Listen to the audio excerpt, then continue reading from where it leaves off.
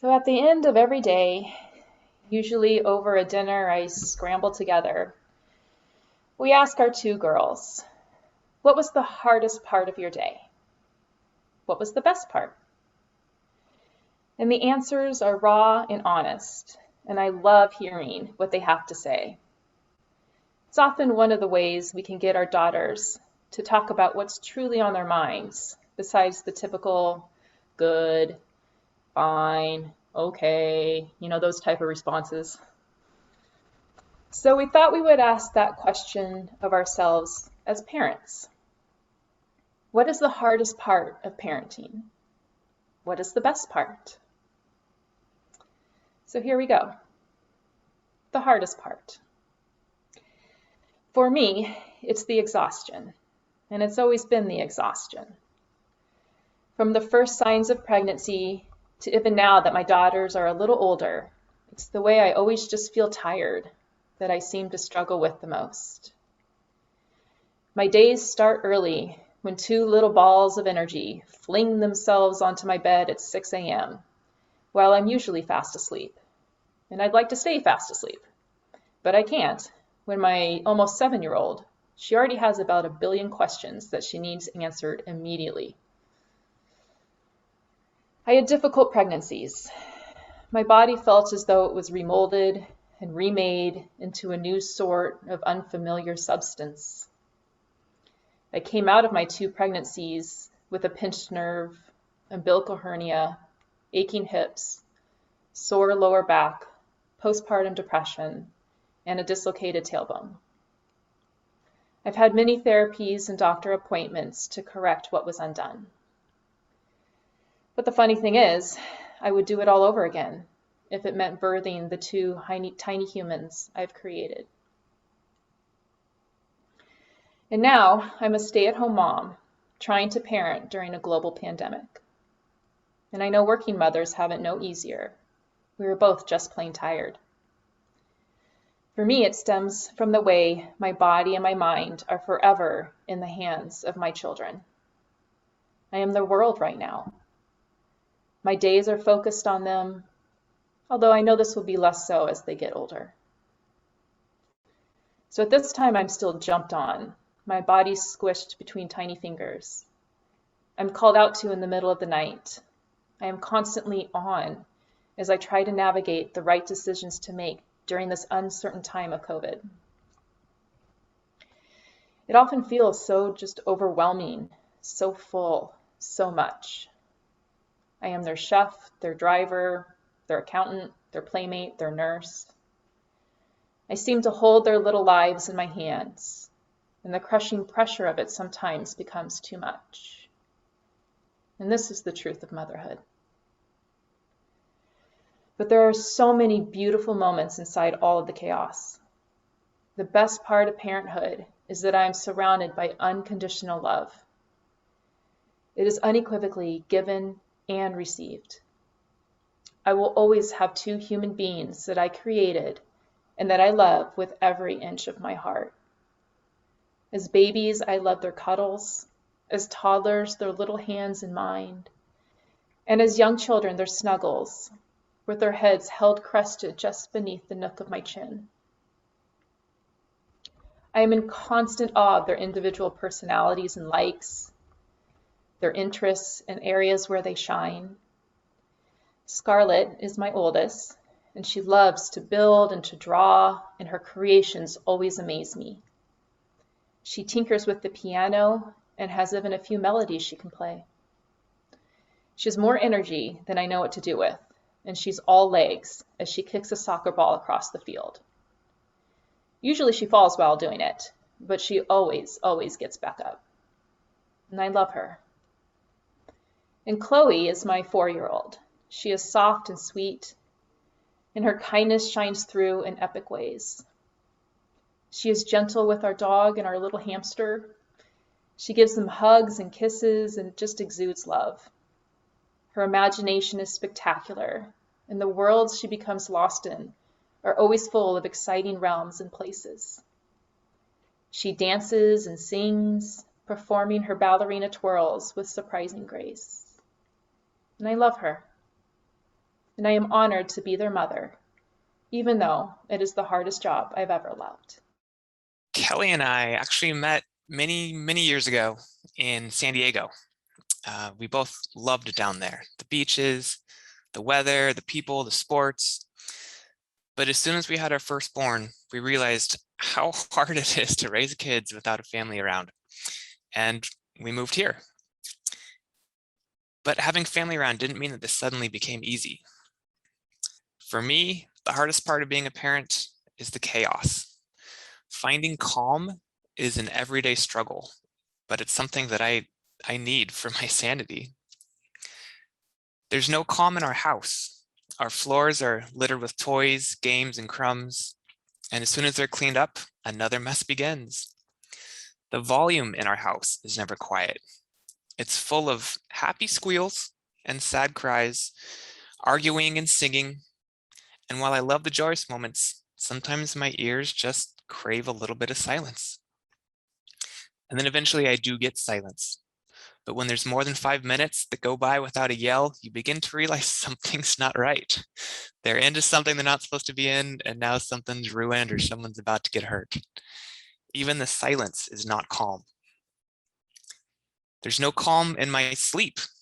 Obviously, the newborn nights where you're woken up every 2 hours are miserable, but we're way beyond that, and sleep is still tough.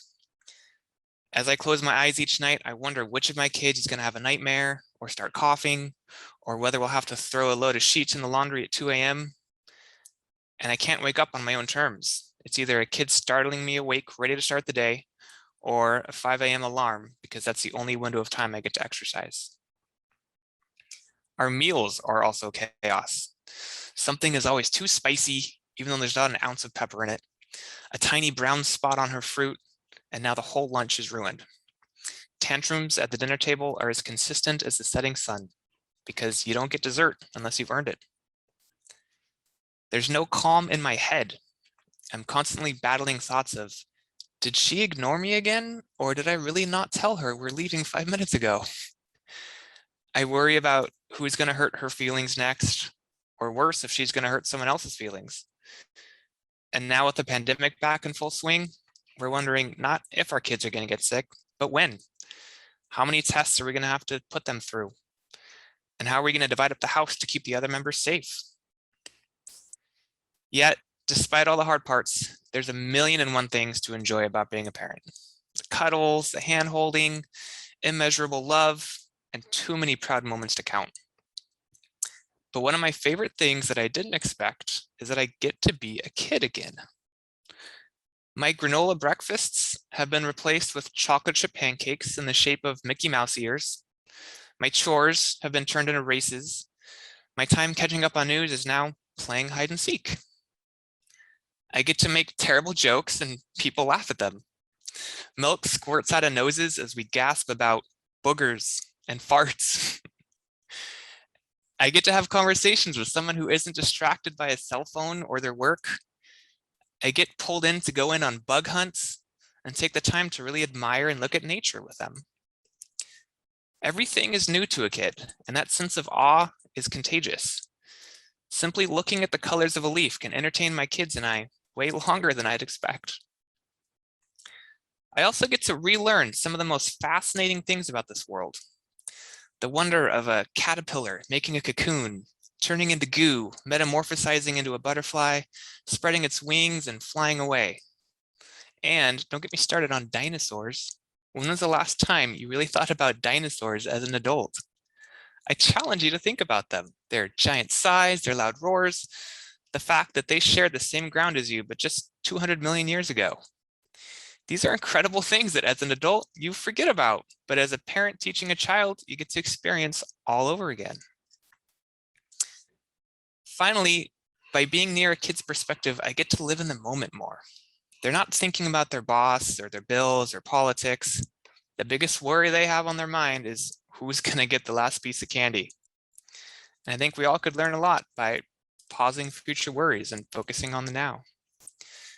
So to answer Kelly's question, the hardest part of my days are typically my kids, and the best part of my days are my kids. So it may seem as though the possibilities for parents are often neglected as our personal life suffers.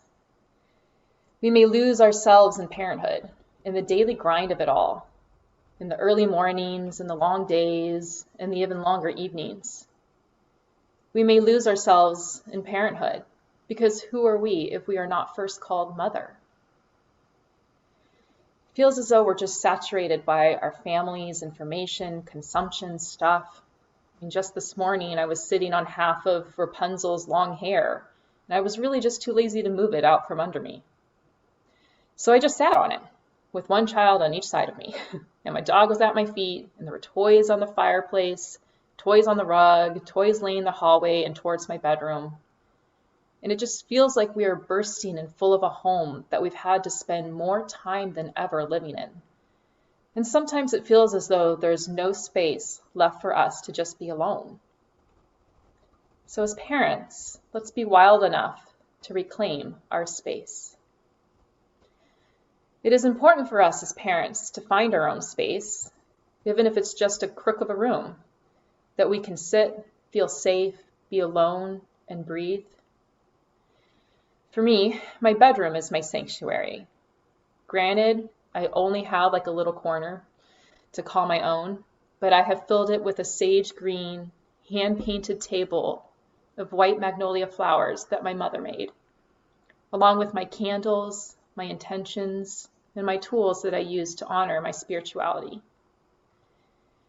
It is here in this space where I light a candle and I read or journal or write, and I simply close my eyes and I just breathe.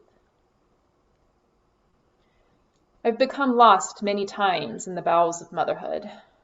I've wandered so deep that it's hard to come back up for air. I sometimes forget that I am someone beyond the children I love. I am so much more than just a parent. And so as parents, let's be wild enough to reclaim who we used to be. And the possibilities are endless. For me, I have learned to cultivate pieces of my past that I enjoyed before children. I tend to my garden. I read incessantly. I journal and I write. I have become an avid puzzler. I'm in 2 book clubs, and I'll be a facilitator for the upcoming Chalice Circles. And one day when the world isn't shut down by a virus, I will travel again. I am labels beyond mother. I am a writer. I am a daughter. I am a gardener. I am an aunt. I am a wife. I am a book lover. It has taken me a lot of energy to recover these fragments of myself because it's energy I just don't necessarily have. But it's imperative that we find the possibilities of life outside of parenthood. While it is easy to say suck inside the everyday routine, we are better parents if we can find pieces of ourselves in the things that we love. It teaches our children to do the same for themselves. So don't feel guilty for taking this time to recover who you are. You are becoming a more complete individual, and that is a gift. So today, if you can, take the time to clear a space just for you.